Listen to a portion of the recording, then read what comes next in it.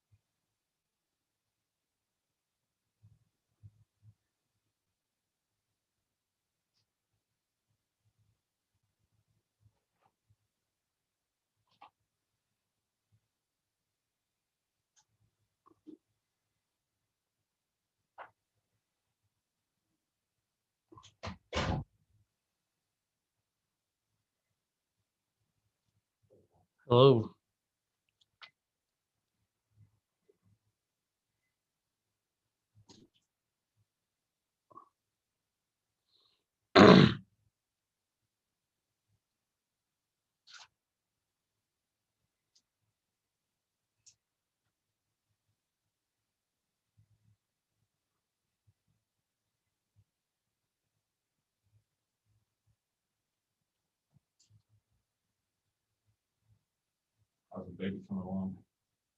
Good. When is she due? End of February. Yeah, so it's coming up.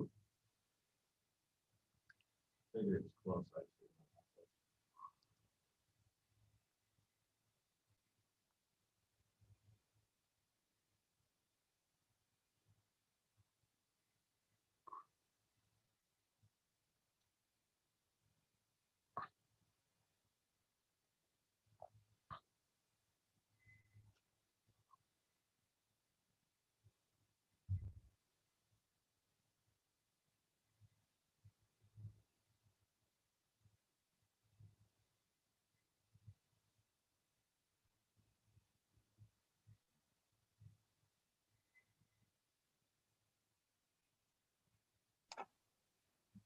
Good afternoon, everybody. We will go ahead and start taking questions for Patrick Mahomes. Let's start with Aaron Ladd. Go ahead, Aaron. You hear me? Gotcha. Awesome. First, I wanted to ask just how different this media day has been. Tom talked about just sitting in an empty room versus having a room full of people and music going. How different has this Super Bowl experience been for you? And I got one more follow-up.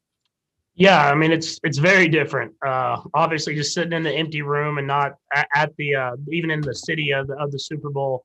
It's a unique experience. I'm sure Tom has a few more experiences than I do, but from last year to this year, definitely a different experience.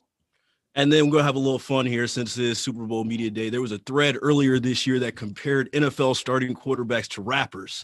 So we're going to start with Lamar Jackson. He was compared to Roddy Ricch because he has a great impact on the game in his early career. J. Cole was compared to Russell Wilson because he was kind of a do-it-all guy who carried his team on his back. And your comparison here was Lil Uzi Vert. I wonder if you're a Lil Uzi Vert fan and who you're listening to. I am a little Uzi Vert fan. I don't know how that comparison goes, but I mean, I am a big fan of his. But I listen to all those guys, man. I keep it versatile. I listen to all types of music. Appreciate the time. Let's go next to Omar Ruiz. Go ahead, Omar. Hey, Patrick. Good to see you, man. Good seeing you. Obviously, you guys went 14-2. Had a great record, but I'm curious, what do you think has been the most challenging or difficult aspect of this kind of run it back season in trying to win the Super Bowl back-to-back years? Yeah, I think it was just keeping everybody focused every single week, every single day, and trying to improve. It speaks to the leaders that we have in this locker room, that we were able to kind of grind through and find ways to win games. But you can definitely feel the intensity pick up as the playoffs started, and I think guys are ready to be in this game at this moment. Let's go next to Liam Fox. Go ahead, Liam. Hey, Patrick. I just wanted to ask about the matchup with Levante David and Devin White. And, what type of challenges do they pose specifically having two, high-level inside linebackers lining up next to each other? Yeah, I mean, I think the best thing that both of those guys do is they can defend the run just as well as they defend the pass. To have a lot of linebackers with that much speed, and then have to be able to get in the run game and be able to pop and throw their body around and make stops. It's a special group of guys. They're definitely someone that I have to pay attention to every single play because they seem like they just make plays every single game. Let's go next to Lucas Weiss. Go ahead, Lucas. Hey, Patrick, thanks for taking the time. Tom Brady was in here earlier and he was talking about just imparting wisdom to some of the younger quarterbacks. I'm just curious how important that conversation was with you and him after the AFC Championship a couple years ago and what you learned from that loss as a player and a person. Yeah, it was very important. For me, I think it was important because it showed that I was doing things the right way. As a young quarterback in this league, you kind of go in, you show up early and you try to put in the time and put in the work, but you don't really know until you get to that spot of where you want to be at. And losing an AFC Championship game, obviously I didn't get to the Super Bowl, but then him coming in and kind of just saying that he respected what I was doing and how I was playing on the field and the type of person that I was. It kind of just put that stamp on me that I needed to go in and even be better in order to get to the Super Bowl, which we did last year. And I'll just try to keep improving and keep getting better every single day. Let's go next to Diana Rossini. Go ahead, Diana. Hi, Patrick. Sorry you can't see us. All good. That may be a gift, actually, for some of us. We've seen in the past, it's so difficult to repeat as Super Bowl champs.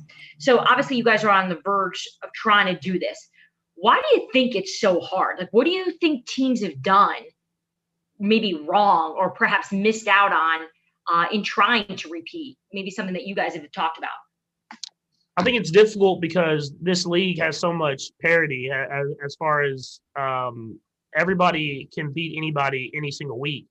And there's not a lot of leagues, there's not a lot of divisions of football or anything like that that is like that. I mean, literally, if you could be the worst team in the league one year, and all would go to the Super Bowl the next. And I think that just shows the talent that people have in this league.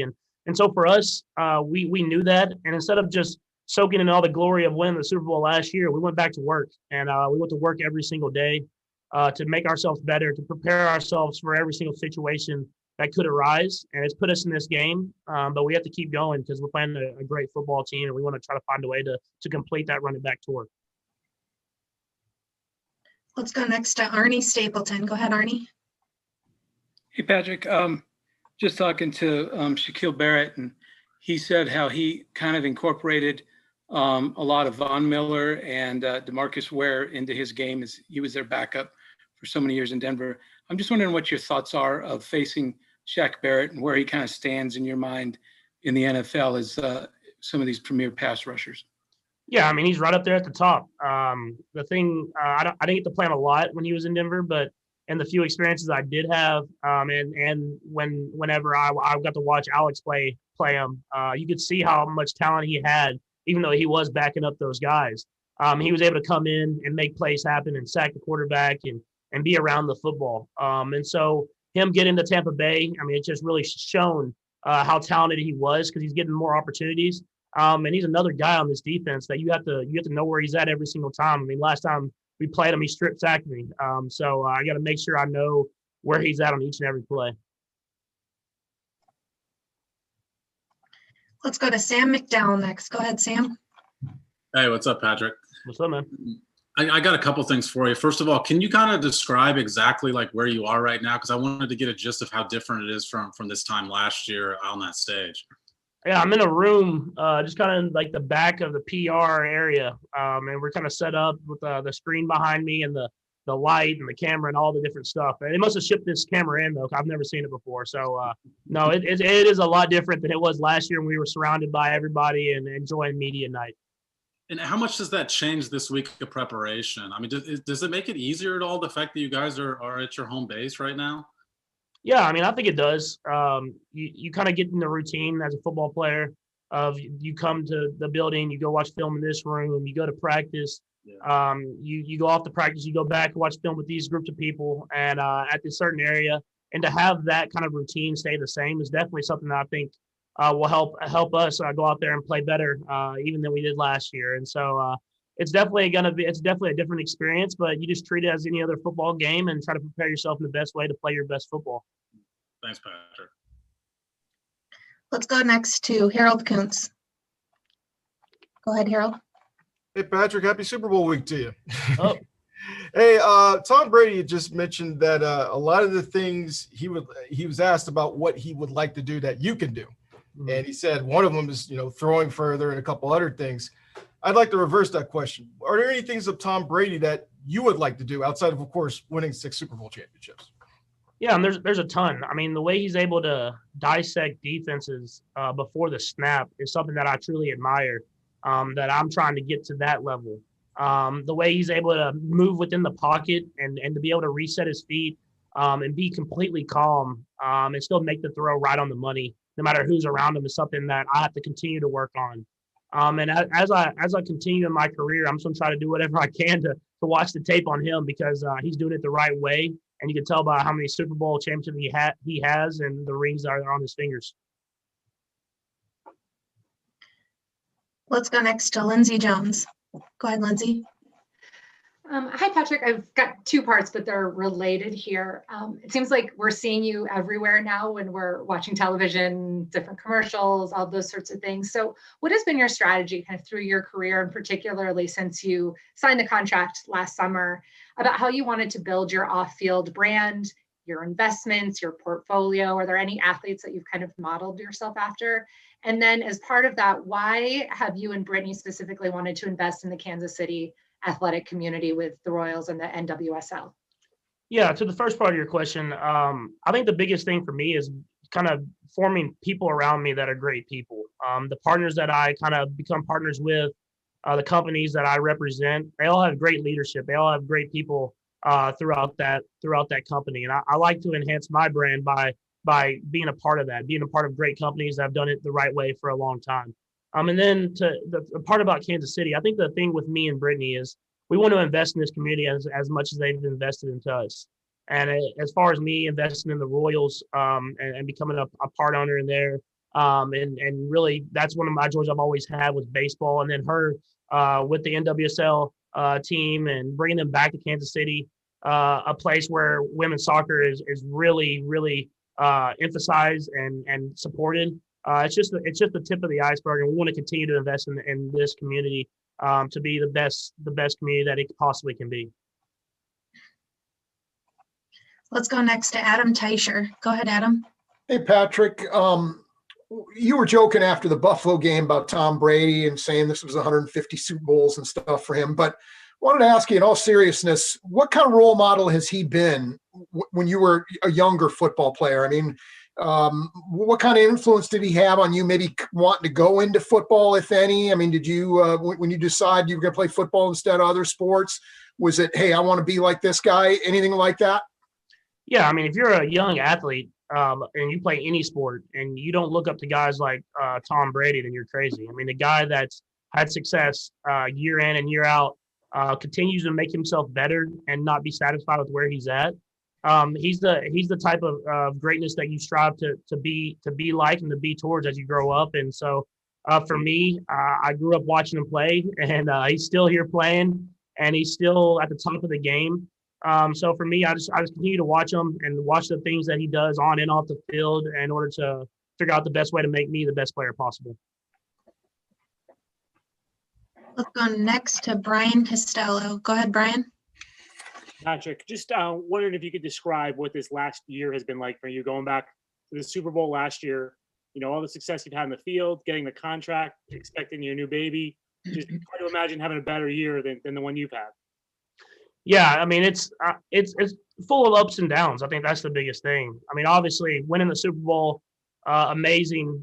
Being able to celebrate that first championship in 50 years in the Chiefs Kingdom, the parade, all that was awesome. And then we got hit with the pandemic, and I think as a country and as the world, we all strive to continue to try to keep each other safe and keep ourselves safe.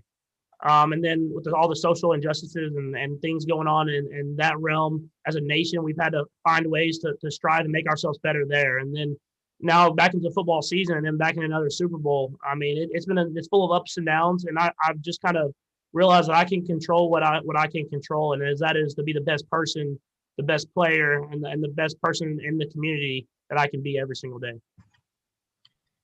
Let's go next to Caleb Byrne. Go ahead, Caleb.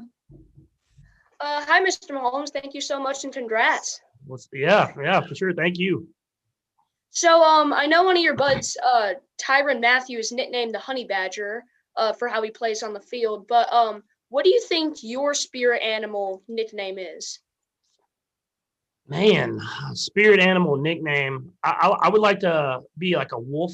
I feel like a wolf, kind of running around with my pack and being able to be a leader and someone that continues to attack and continues to lead as much as possible. What about your bud, Travis Kelce? What do you think his is? Travis, man, it's got to be something funny. I think he'd be like a giraffe. You know, he's kind of just out there grazing around the field, trying to make something happen. You know, find his different things that he can run around and do stuff with, and he's always a good time. All right, thank you so much, and good luck on the Super Bowl. Thank you. Let's go next to James Palmer. Go ahead, James. Patrick, Tom's very open about guys your age, if they want to put the time in with their bodies, can play to the age that he's playing at. Have you thought of that as a barometer? If you want to play to 43, 45, and do you already start putting your body through that about maybe having that? I mean, yeah, you have to. I think that's the biggest thing. If you want to play this sport for a long time, how physical it is, you have to invest as much time into your body as you do anything else. And so I've learned more and more in my young career so far about what I can do to keep myself available and healthy and try to be in the best nutritional state I can be in. I feel like I've gotten better, but yeah, I want to play as long as they let me. But in order to do that, I have to take care of my body as much as I take care of everything else on the field. Let's go next to Steve Walls. Go ahead, Steve. Hey, Patrick, how you doing, man? Doing good. Hey, Andy talked last week, and he called you a gym rat. And I know you put in countless hours during the regular season, and you just talked about routine. And I know that you have different media responsibilities this week, but do you feel like you're putting in more or less time at the facility with everything that's happening this week? Yeah, definitely more. I mean, you got to kind of invest everything you possibly can for this game, especially playing a team that we're playing. I think I've used the last week as a normal game week, put all the film down, got the different breakdowns in, everything like that, and then took advantage of every practice day that we had. Then I'm just going to restart it and do it all over again this week. And so having the 2 weeks, you don't want to take a day for granted. Obviously, you have to do the media stuff and you're appreciative of that and being able to come out here and talk to everybody. But at the same time, you make sure that you're getting your work done on that prepares you for the game, because that's the most important thing. Let's go next to Adam Teicher. Go ahead,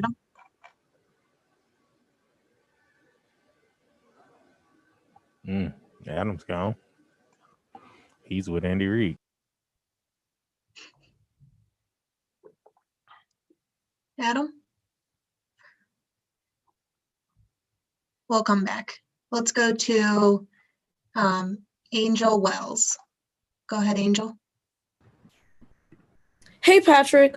With you facing an all-time great and arguably the greatest quarterback of all time in Tom Brady this Super Bowl, how does it feel at the age of 25 that people are already saying you can become one of the greatest quarterbacks of all time when your career is over?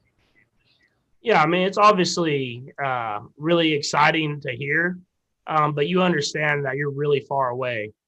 There's so much stuff that can happen in this league and this game that all I can focus on is trying to do whatever I can to win the next game that I play in.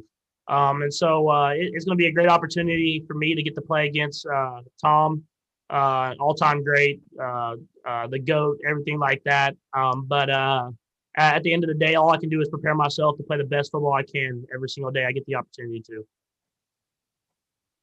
Let's go next to Sarin Petro. Go ahead, Sarin. Patrick, I know in listening to Tom this morning, he was very complimentary of the whole team and talked about how it's a team game. And I know you're the same way when you discuss it, but there's only one position that they put wins and losses next to, and that's the quarterback spot. I know how competitive you guys have to be. This is likely your last matchup with Tom. It'd be 4 years from now if you'd see him again in the regular season, or you'd have to meet obviously in a Super Bowl again.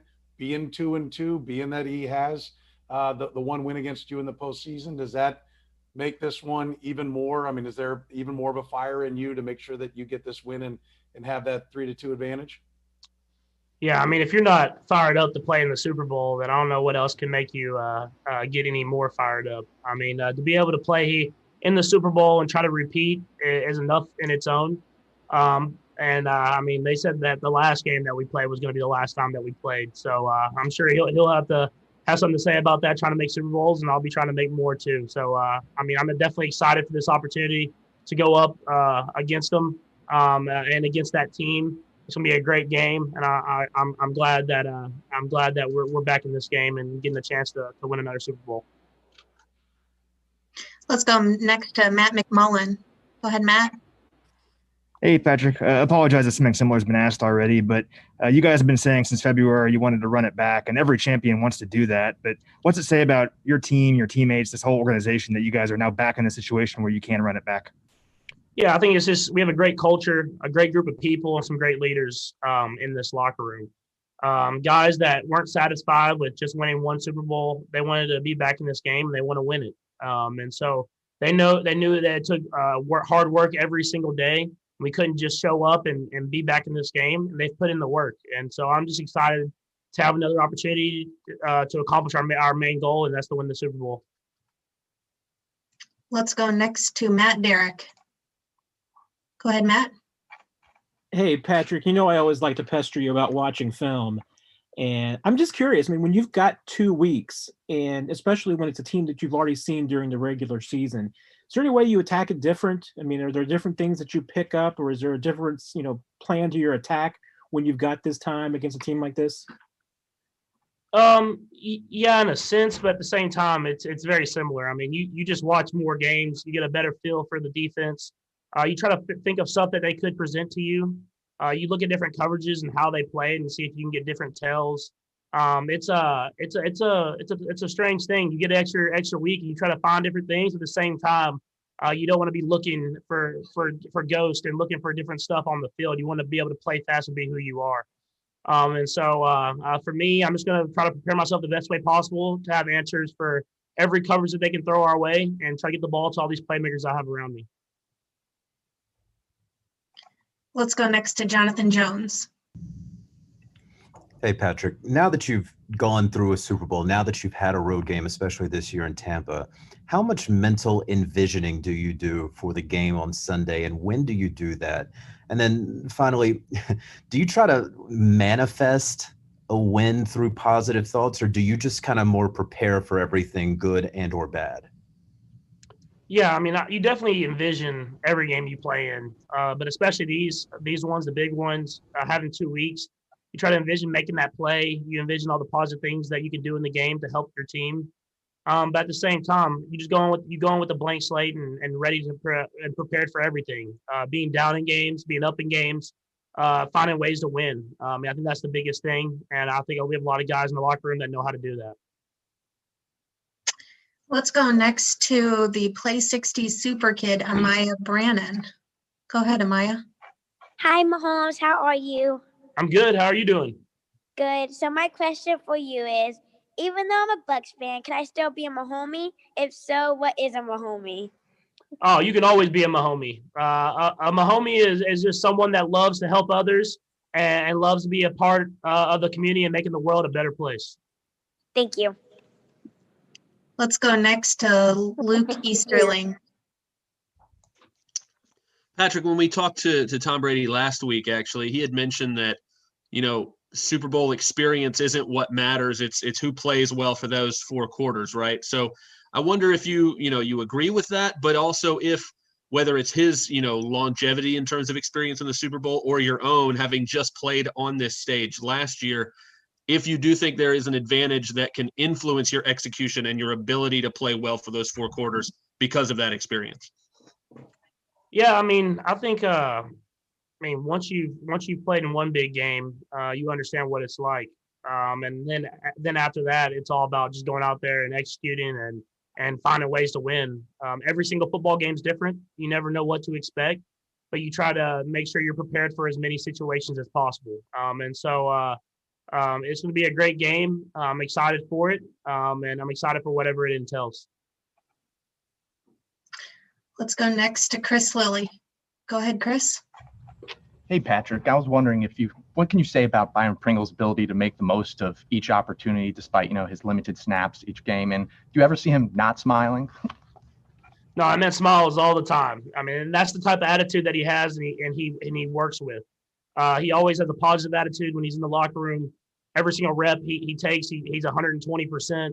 And whenever his number gets called, he makes plays. And so I'm excited for him to get to play in a Super Bowl in his hometown. And I'm excited that he is who he is, and I get to have him on my team. Let's go next to Adam Kilgore. Go ahead, Adam. Hi, Patrick. What makes Travis Kelce different or unique in the way he goes about getting open? And as part of that, is there anything that he does, whether that's like reading coverages or the way he makes himself available, that you can tell he used to play quarterback at a reasonably high level? Yeah, 100%. I mean, the way he's able to read coverages on the move and have an understanding for what the defense is doing and what we want as an offense and how to get himself and others open is what makes him so special. He does a great job of not caring who gets the ball. He just wants to make a positive play for his team, and that's what makes him so special. And definitely the quarterbacking in his history is kind of it gives him that understanding of how to run routes. Let's go next to Pat Leonard. Go ahead, Pat. Hey, Patrick. At what point did you and Andy Reid and your offense realize that you were, let's say, for lack of a better way of describing it, pushing the limits of what you can expect from an offense? And how do you stay on the cutting edge of that? Like, how do you stay on the cutting edge of being the team that is kind of opening people's eyes that an offense can do more than we thought, and it can actually then do even better than it did the year before, and kind of be the team that every other team is now going and hunting a quarterback and the kind of offense that you have? I think we just challenge each other every single day. We do whatever we can to put guys in the best situation possible. And then we try to do different things that we haven't seen before and that we've kind of made up on the fly. And so we try and hopefully it's positive and we try to put that into our offense. But if we have a negative play, we just forget about it and keep moving on and keep trying to figure out ways to make it better. And that's what Coach Reid kind of instills in the whole team, and you can see it on the field on Sundays. Let's go next to Mark Potash. Go ahead, Mark. Hey, Patrick. Tom Brady said that you have the ability to focus when the moments are biggest. How much do you value that trait? And do you feel that is a gift? Is that innate? Or is that something that you have developed as you've competed more in throughout your career? I think it's a little bit of both. I think for me, it's more I just want to win, and I don't care how that happens. I'm gonna do whatever I can and leave every ounce of effort and everything on the field. And I, luckily enough, I have a lot of good players around me that make my job easier. And so I just leave everything I have on the field, try to do whatever I can to win the football game. And we've had a lot of success these last few years, and we're going to try to continue it as long as we can. Let's go next to Rachel Lindsay. Go ahead, Rachel. Thank you so much. What's up, Patrick? How are you? Good. How are you doing? Good, good, good. So it's been a big year for you so far. You've been engaged, or you are engaged, soon to be father. You're going to the Super Bowl again after Sunday. What's the first thing that you're going to do? And what's your favorite part about preparing to be a father right now? I see the way you smile when some of the kid reporters ask you questions. Yeah, I think after Sunday, I mean, hopefully we win and I can kind of celebrate with my teammates as much as possible. And then after that, I'm preparing to be a dad, and I mean, it's going to be special. to have a baby girl, and to be there and be a part of it and be able to just do whatever I can to be the best dad I possibly can. And luckily enough, I have a great support system around me that can help teach me with the guys in this locker room, my parents, the community in Kansas City, to help teach me to be the best dad I possibly can be. Let's go next to Dave Scretta. Go ahead, Dave. Yeah, catch up on your sleep before that baby comes. So much is being made of you and Tom, and I'm curious, when you look at Tom, do you see some of yourself in him and vice versa? And maybe where do you guys kind of diverge in your two styles? Yeah, I think the biggest thing is the competitive drive. I mean, he's the same way as I am. He's gonna leave everything he has on the field every single time he's out there to win. And he doesn't care what it takes. He doesn't care if he has to throw for 400 yards or if he has to throw for 100 yards. He wants to win. And I feel like I have that same mentality. Is I just want to win no matter what happens and how it happens. As far as differ, I mean, it just I don't necessarily know yet because I'm still growing, and I mean he's still getting better and better. And so I just try to do whatever I can to win, and I know he's pretty much the same way.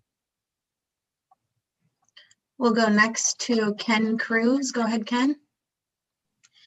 Hey, Patrick. So I know you mentioned that you've had 2 weeks, or you have 2 weeks to prepare, and but you do have some off time, right? I think you said last year something about watching live PD. What are you using to get some entertainment in?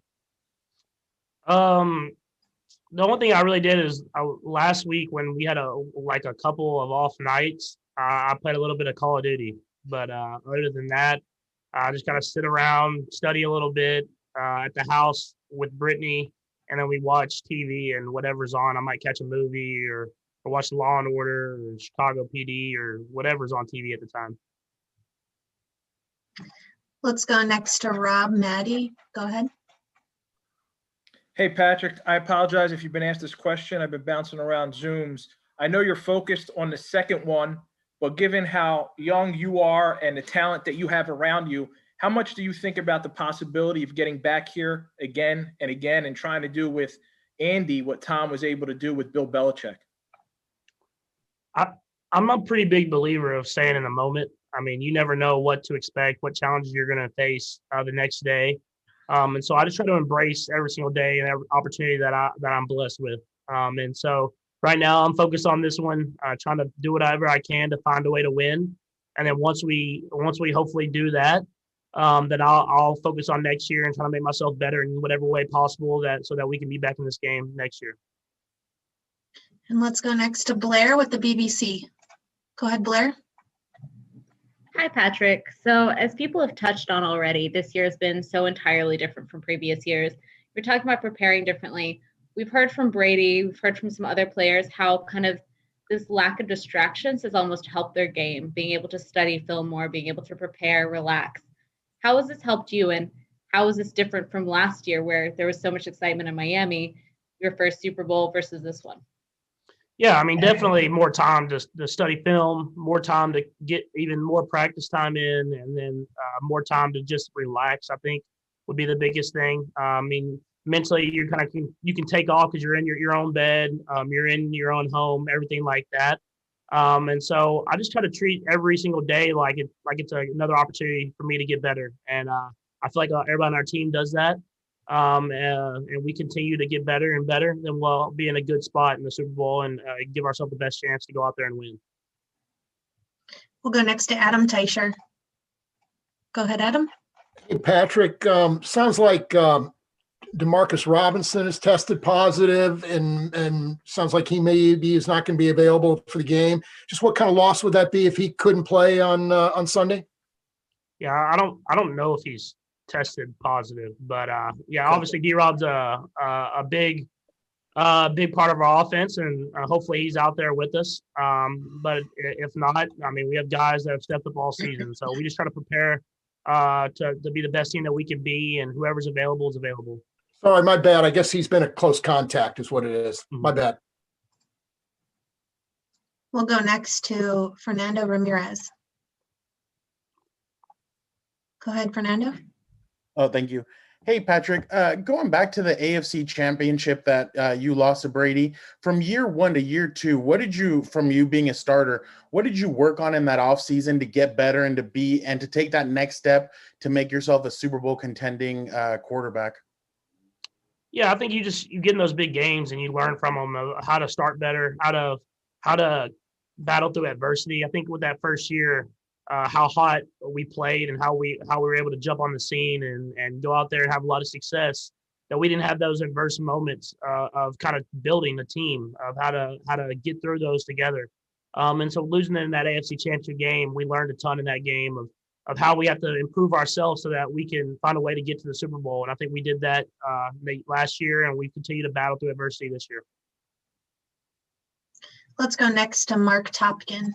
Go ahead, Mark. Hey, Pat. How you doing?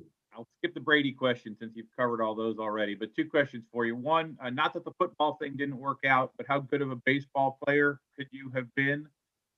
And secondly, prior to the November game here, have you been to Tampa before as a kid, or any memories or special visits in the Tampa area? To your first question, I feel like I had topped out in baseball. I feel like I don't know how much better I would have got. I played it my whole entire life. And I know when I went back to try to play baseball my freshman year of college, I wasn't the same player as I was my senior year of high school. So I don't know if I'd have made it. I'd have tried. I'd have worked my tail off to try to get there, but I'm definitely glad I chose football.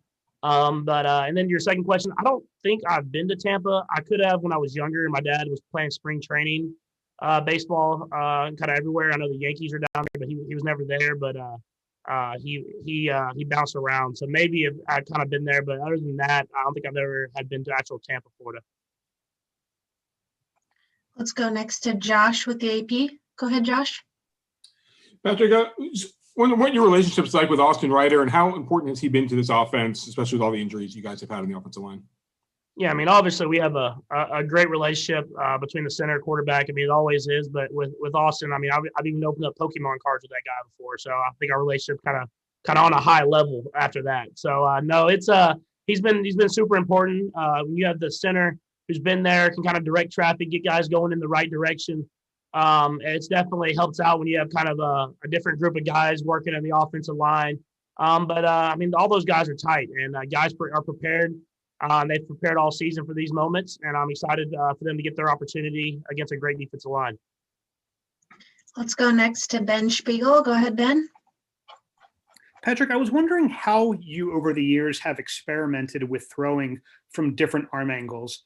And do you have to gain a certain level of comfort with something that might seem unconventional like that before trying it out in a game? I think it really started when I got into my high school career or into early college career. And I think it just started as a kind of a joke. We would mess around and throw at the net and try to have like different challenges, especially in college with Coach Kingsbury. And then we started trying it in practice and doing it in practice every now and then. And then now it's kind of taking a life of its own. And it's something that I'm very comfortable with, of throwing different arm angles and staying accurate. And at the end of the day, you're just trying to find ways to get the ball to the playmakers around you. And if that takes a different arm angle, you have to use it and get it to the place as most accurately you can. Let's go next to D. Orlando Ledbetter. Go ahead. Yeah, Patrick, just one real quick. What happened in that Falcons game? 17-14, y'all get the bomb late, but looked like they were doing things to have you throw some balls away. And then Tariq and McCole on the outside, those two Georgia guys with the speed they provide for the offense. Yeah, I mean, the Falcons game, I think they had a good game plan. I mean, they came in, they were physical, they did a lot of good things, and they confused me whenever they needed to. And, I mean, they didn't win as many games as they wanted to, but if you look at that team, they got playmakers everywhere. And so they battled everybody all year long, but luckily enough, we were able to find a way to get a win. And then with Tyreek and McCole, I mean, they're both just playmakers. That's what they are. I mean, they're great receivers. They can make plays running the ball. They can make plays downfield. They can run the routes intermediately. I mean, and I always joke with them that Texas football is a little bit better than Georgia, but they definitely got the speed out in Georgia for sure. Let's go next to Danny with the Ringer. Go ahead, Danny. Hey, Pat. First of all, I got to know your call. You mentioned Call of Duty. I got to know your Warzone creator class. And then second of all, you mentioned in March that you didn't really know how to read defenses until midway through 2019. I am really curious how much you've grown in reading defenses this season. Yeah, well, I don't play Call of Duty a ton, so when I hopped back on this last week, I don't play in season except for the bye weeks. So I hopped back on. They told me to go with the Kilo and the Mac 10, so that's what I was rolling with when I played the other day. And then ask your second question again. I got completely off track when you start talking about Call of Duty. No, you're good. First of all, Kilo, you got good friends. That's the good advice. Mac 10. Second of all, you mentioned in March that you didn't know how to read defenses till midway through 2019. How have you grown even more with that reading defenses this season? Yeah, for sure. I think every single year that you're in the NFL, you learn more and more. You get different looks, especially with our offense. We get a lot of crazy looks and crazy blitzes and stuff like that. And you have to learn how to adjust and to learn how to go out there and make and have successful plays. And so this year I felt super comfortable of recognizing defenses, recognizing blitzes, recognizing coverages, and being able to get us into the right play and get a successful play going and a completion. And so it's definitely something that I'll continue to grow and continue to learn, but I feel like I'm at a way different level than I even was last year. Let's go next to Zach Goodall. Go ahead, Zach. Hey, Patrick. Vita Vea wasn't available when you guys faced the Buccaneers in Week 12, but he was able to come back last week on a bit of a limited basis. With his availability, how does that affect your preparation for the game? Yeah, I mean, dude is a problem, man. I mean, he the way he's able to the pass rush from the inside, the way he's able to stop the run. I mean, it's just a tremendous player. I mean, he's someone that another guy on this defense, man, that you have to account for almost on every single play. I mean, you got to know where he's at. And so for us, I mean, we understand that we have a great challenge going against this defense, and we're going to try to do whatever we can to get the ball out of my hand and get it to these other guys that can make plays happen. And it's going to be a great challenge for us every single snap. Let's go next to Jared Larson. Go ahead, Jared. Thank you. And hey, Patrick, how are you today? Doing good. Thank you for your time. And a stat that gets thrown around a lot is the last time you lost in a game by more than one possession is against Iowa State in 2016. I was at that game as a student, but I want to know your perspective of that game and if that stat drives you to keep games either winning in your favor or not. Yeah, I mean, it's funny because people talk about that game a lot, especially up here in Kansas City. I remember that game. I remember they scored first. We went down, got a field goal. They scored again. We got it stopped, and I got hurt on the drive. And then I went into the locker room to kind of check out. My shoulder came back, and it was 35-3 after that. I think Joel Lanning, I think that was the name of him, the quarterback, had 12 rushing touchdowns or something. It was something stupid. He had 1 million touchdowns, 1 million yards. But it's definitely something that it's super funny. But I like to talk about the other Iowa State games I won, so we can bring those up next time. Let's go next to Rachel Hallowell. Hey, Patrick, how's it going? Going good. Good. So I'm with NFL Canada. So the Canadian fans are just wondering what your favorite thing is about Canada. Oh, my boy Larry, man. Larry Tardif. He's a great guy, and he's doing great things. He's definitely one of my favorite Canadian that I've met. No offense to any Canadians out there. Awesome, thank you. Let's go next to John Helmkamp. Go ahead, John.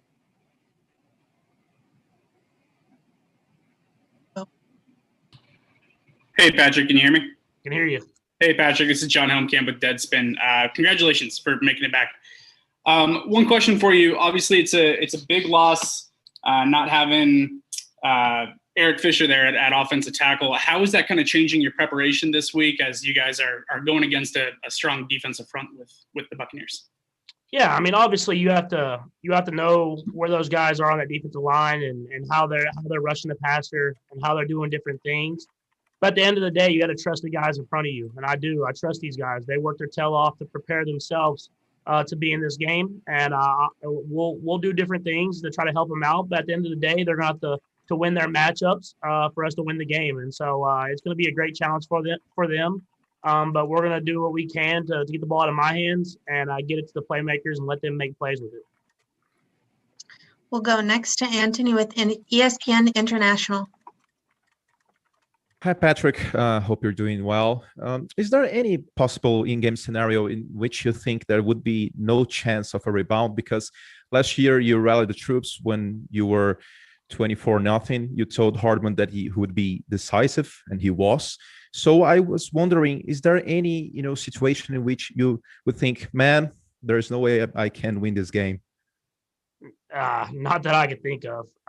Until that clock hit 0-0 after the fourth quarter, overtime, whatever it is, and I have no chance at all, literally, then I believe that we have a chance to find a way to win. And that's the belief that we have in this locker room. And you can ask anybody, and they'll say the same. We'll go next to Damian O'Donnell. Hey, Patrick, how you doing? Doing good. So I was wondering, with this being obviously your second Super Bowl, what have you been telling the rookies and maybe the guys that weren't with you last year on what they should expect from this game? Yeah, I mean, well, luckily most of those guys are back. But to the young guys and the guys that we brought in from free agency, I mean, I just tell them what I always tell these guys: just be yourself. I mean, we don't need anything more than who the guys are in this locker room. If they go out there and play to the best of their ability and leave everything they have on the field, I believe that we can win. And I mean, that's all you can ask for anybody. And you have to do anything special. Just be who you are every single snap. We'll go next to Neil Reynolds. Go ahead, Neil. Hi, Patrick. It's Neil Reynolds from Sky Sports in the UK. Two-part question. Can you take me back to the end of the 2018 season and what you felt when Tom Brady came and visited you in the locker room after that championship game? And then second part, what makes Tom Brady so great? Yeah, I mean, for me, it was just kind of affirmation or what affirmation of what I've been doing the whole year, that I was doing it the right way. And as a young quarterback, you don't understand that. You just try to put in as much time and work as possible and try to win as many games as possible. For him to come talk to me and to show me that respect from Tom, I mean, it meant that I was doing it the right way. And obviously, I have a ton of respect for him and everything that he has done. That's what it kind of meant to me when he came and talked to me. And then what makes him great, I think just the work ethic. Obviously, he has all the physical talents. He can do everything he wants from the pocket. But the way he's able to work and watch film and continue to get better and better and take care of his body, that's what makes him so great year in and year out. And that competitive drive he has to win no matter what. Thank you. Okay, we're at 3:45 and we are done. Thank you, Patrick. Yep, thank you.